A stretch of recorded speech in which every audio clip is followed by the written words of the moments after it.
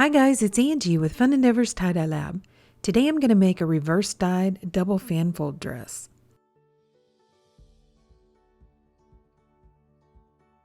I'm starting by centering the dress, and this process is going to go really fast, but down below this video in the description is a link to another video which shows how to center a shirt. It's basically the same exact process, except this dress is sleeveless so you don't have to tuck the sleeves inside one another. I'm centering the dress before I get started because that will put both sides of the front of the dress right next to each other, and the same thing for both sides of the back of the dress. It'll put them next to each other. That way, whenever I do the color removal process or apply the dye, hopefully both sides of the front are going to look more symmetrical and similar, and the same thing for the back. Now I'm going to draw the line to fan fold on the dress. To do that, I'm going to use a piece of chalk, and I'm going to use a piece of kite string tied to the chalk. I'm going to start the center of the fan fold just a little bit below the armpit of the dress. So I'm going to place one end of the kite string just below the armpit of the dress, then use the chalk to draw an arc on the dress. Now I'm going to fan fold this line and tie it with some sinew. I'm using the sinew because it is coated in wax, so any place where I place a line of sinew and tighten it down really well, that will not allow the color remover underneath that area, and that part of the dress is going to remain black. So since I'm going to reverse dye or remove part of the color from this dress, I want to have quite a few black lines, so that means I'm going to add in quite a few sinew lines. On either side of this initial line, I'm going to continue fan folding the dress and tying sinew lines.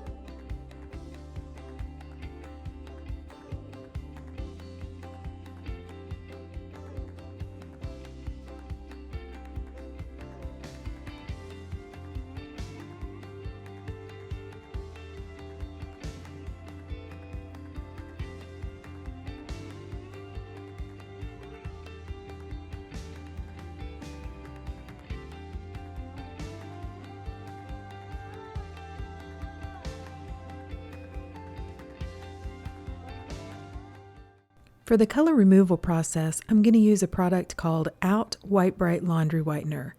And I purchased mine on the laundry aisle at Walmart.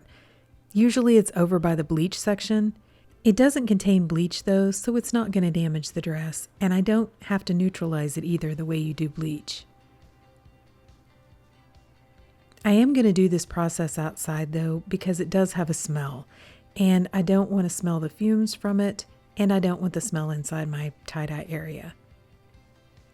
I'm also going to wear my respirator for the entire process because, here again, I don't want to inhale the fumes or any of the powder. I'm going to start by sprinkling the Out White Brite over the top of all of the shirts and dresses that I have in this container. I usually try to reverse dye or remove the color from quite a few different items all at the same time.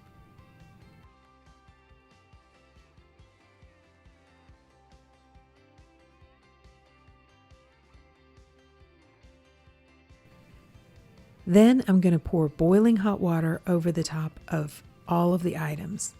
If you'll notice, the Out White Brite starts to work immediately and remove the color. I haven't sped this part of the video up. It really does work that fast.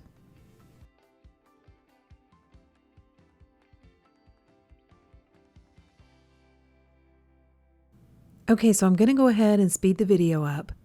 I allowed the dresses and the shirts to soak in the Out White Brite for probably about 15 to 20 minutes before I took them to my utility sink and I rinsed them really well in cold water. After rinsing them in cold water, I put them into my washing machine and washed them on either a warm or a hot cycle. That part really doesn't matter that much. And I used a little bit of Dharma's Textile Detergent. That will help get out some of the smell from the Out White Brite. And then I went ahead and soaked the dress in a soda ash solution for 20 to 30 minutes and wrung it out of my Panda spin dryer. By the way, I left everything tied for the entire process. Normally, if I use sinew and I tie them really well and tighten the sinew down properly, I don't have any issues with it coming undone. Then I put the dress aside while I was working on some other projects, and by the time I got back to it, it had dried out completely.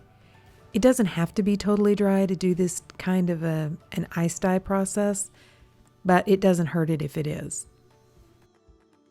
I thought a variety of red and pink shades would look really good with the black. So that's what I've chosen for this dress. I'm using a lot of different colors, so I'll list them down below in the description for this video, and there are links for lots of things down there, like Out White Brite from Amazon, the sinew that I use, various other tie-dye items that I use. I'm going to incline ice dye the dress, so I've placed it inside of a piece of vinyl guttering, and I'm tying a piece of kite string around the very end of the dress, and I'm going to use a clip to clip the kite string to the end of the guttering. That will help keep the dress from sliding all the way down to the bottom of the piece of guttering. Then I'm going to spray the dress with a soda ash solution, which I've put inside of a spray bottle. That is going to help the dye adhere to the top of the dress a little bit better instead of sliding off into the guttering. I counted the sections on the dress, and it looks like I have one more section than I have colors pulled. So I'm going to repeat one color one time. I'm starting with Cherry Blush from Pro Chemical, and I'm going to use that both on the first section and the very last section of the dress. Then I'm using Very Cherry from Dye Spin, Coral Pink from Dharma, Chinese Red and Hot Hibiscus from Dharma, Stock Red from Grateful Dyes, Red Number 9 from Grateful Dyes, Watermelon and Fire Red from Dharma, Pure Magenta from Dye Spin, Scarlet from Dharma, Spanish Carmine from Custom Colors, Light Red and Cardinal Red from Dharma. I know it sounds like a lot of dye colors, but the colors are actually fairly close. If you noticed on the video earlier where I showed you all of the dye swatches laid out together, there's not a huge amount of difference between the colors. I'll be curious how it works out on this dress.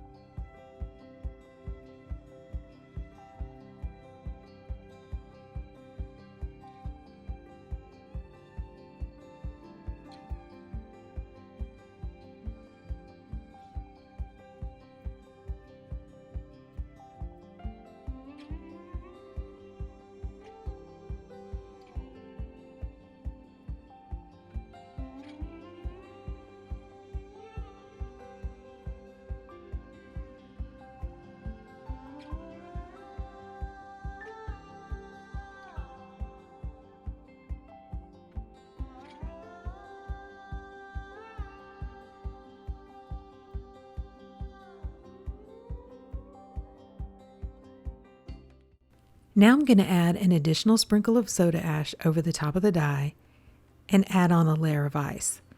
Right now I still have the guttering laying flat on my table, and I'm going to add the ice before I go ahead and incline it.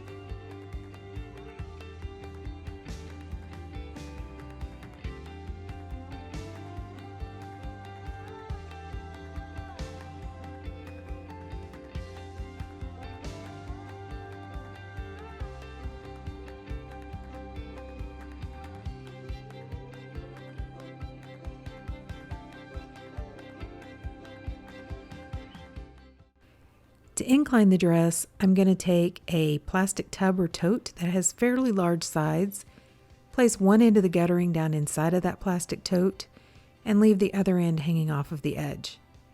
That's going to put the dress probably at about a 45-degree incline.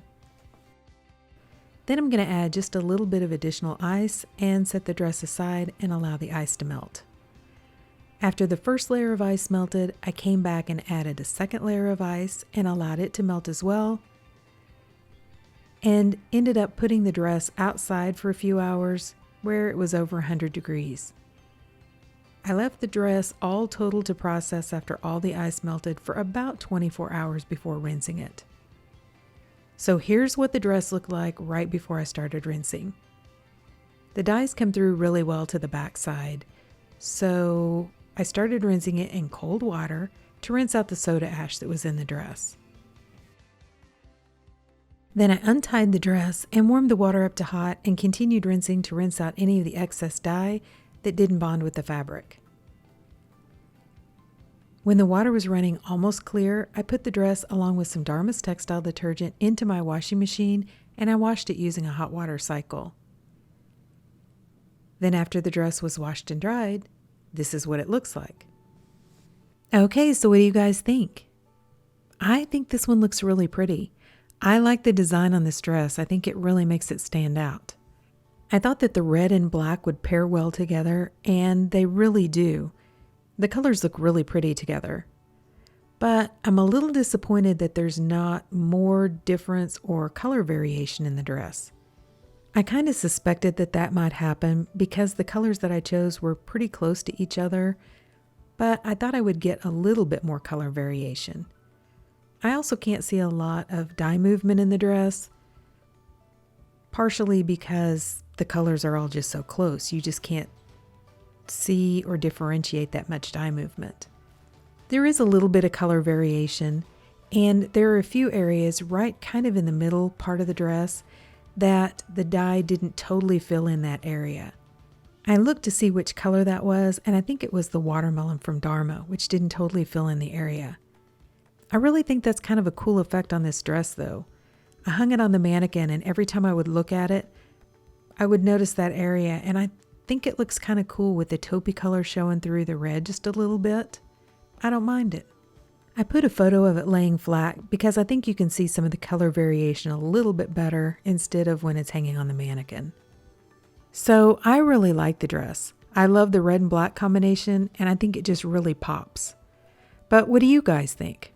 Drop me some comments down below and let me know. And if you've enjoyed the video of me making this dress, I sure would appreciate it if you would like it and subscribe to my YouTube channel. Thank you all for watching, and I hope you have a great day.